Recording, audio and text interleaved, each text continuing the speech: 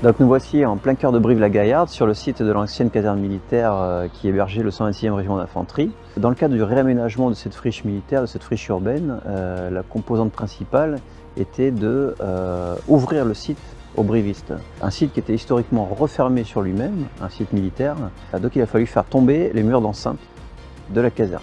L'aménagement de la place Simone Veil, qui est un très beau parc public, tous ces platanes, ces espaces engazonnés, ces oiseaux qu'on entend, toute cette place qui était l'ancienne place d'armes très minérale est devenue un lieu public que les brivistes se sont entièrement appropriés.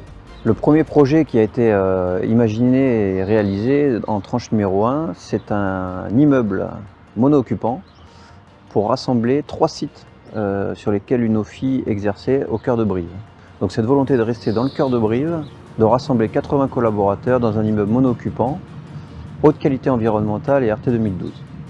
La tranche numéro 2 de l'ensemble immobilier que vous voyez derrière moi consistait à construire un ensemble de bureaux de 3000 m² de plancher destinés à accueillir des sociétés de l'économie locale comme KPMG, comme la MGEN, comme le Centre d'information et de recrutement des forces armées, comme une maison médicale,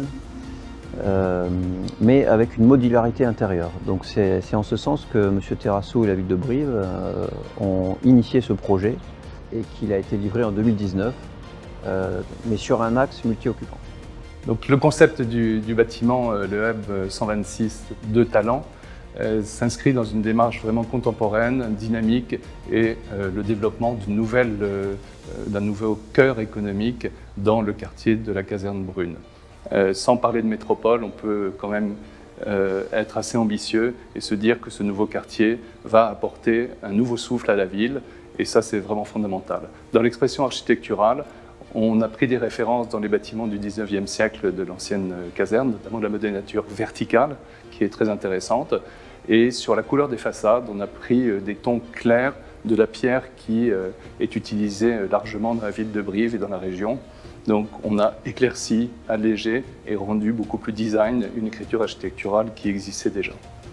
Donc le bâtiment a été conçu avec une trame très régulière pour pouvoir l'adapter aux différents utilisateurs et aux différents usages, donc le faire évoluer dans le temps et surtout apporter beaucoup de confort et de bonheur, on espère, aux utilisateurs. Les étages supérieurs sont en bureaux et on trouve une très grande terrasse, ce qu'on peut appeler un rooftop aujourd'hui. L'équipe projet du bâtiment a été extrêmement efficace.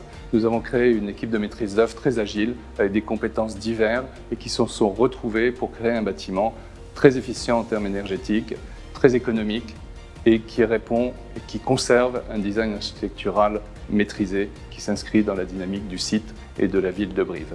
Pour la performance énergétique, on a commencé par travailler sur le bâti, où là donc on a des gains de 12% de CEP et 18% sur le BBio par rapport au minimum réglementaire.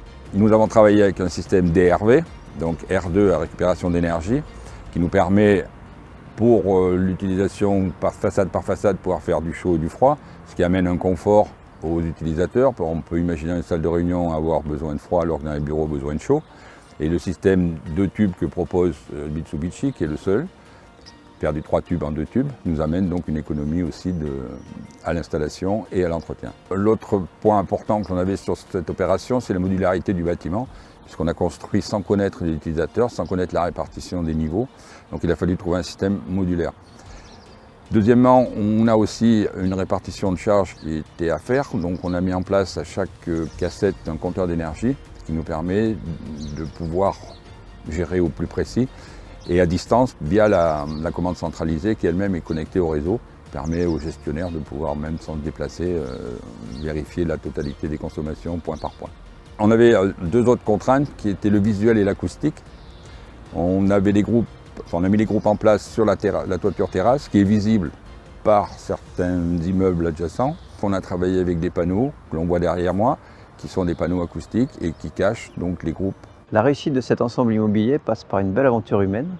J'ai pris beaucoup de plaisir à travailler avec Christian Terrassou, le promoteur de l'opération, Arnaud Fontani, l'architecte, Christian Robert, le bureau d'études fluides, Jean-Pierre Porco, Mitsubishi Electric, Romain Dreuil, le maître œuvre de l'opération, Patrice Masbeuf, le bureau de contrôle, et puis des entreprises locales corréziennes qui ont su faire des travaux magnifiques pour ce bel immeuble.